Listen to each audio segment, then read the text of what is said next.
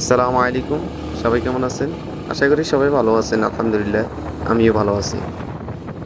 ফজর নামাজ পড়ে আমি ডিউটিতে বেরিয়ে পড়লাম।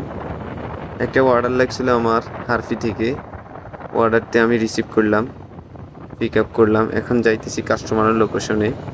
আসলে ফজরের পরে কাজ করে ভালো লাগে, কারণ হচ্ছে ফজরের পরে ঠান্ডা, পরিবেশটা ঠান্ডা, স্মুথ, একবারে গাড়ি ঘোড়া কম থাকে, রোডও কোনো জাম থাকে না, রোদের তাপমাত্রা খুবই কম থাকে, বাতাসটা ঠান্ডা থাকে। আর অন্য সময় বাতাসটাও গরম, গাড়িও বেশি থাকে, যানজট থাকে রাস্তাতে।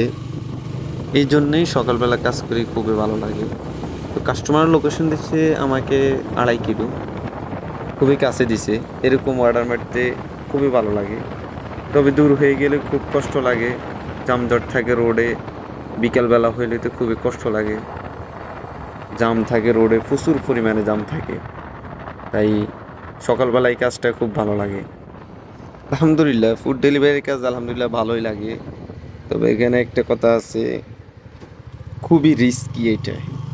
মোটর সাইকেল দিয়ে ফুড ডেলিভারির কাজ খুবই রিস্ক, খুবই বিপজ্জনক। কোন সময় কোন দুর্ঘটনা ঘটে আল্লাহই মালিক।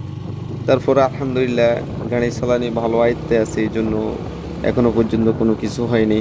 আশা করি ইনশাল্লাহ সামনে কিছু হবে না। তো আপনারা যারা ভাবতেছেন ফুড ডেলিভারি কাজে আসবেন, তারা খুব বুঝে শুনে আসবেন। এদেশে গাড়ি চালানো বাংলাদেশে গাড়ি চালানো এক না। আমি মনে করি যে মোটর সাইকেলে ফুড ডেলিভারি কাজে সৌদিতে না আসাটাই ভালো হবে, কারণ এখন নতুন করে সব প্রাইভেট কারে করে ফেলতেছে। প্রাইভেট কারে আসাটা উত্তম হবে। যারা আসবেন প্রাইভেট কারে আসবেন, তাহলে ভালো হবে।